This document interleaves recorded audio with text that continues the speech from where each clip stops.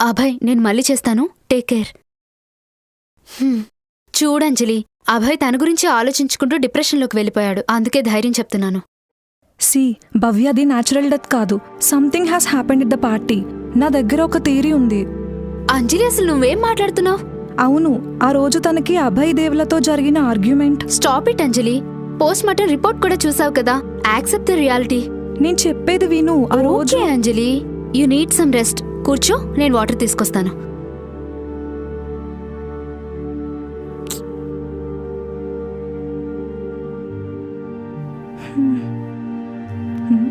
ఏంటిది?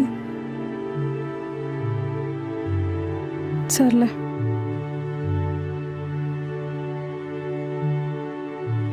తీసుకోవే వాటర్. అసలు నువ్వెందుకింత స్ట్రెస్ అవుతున్నావు?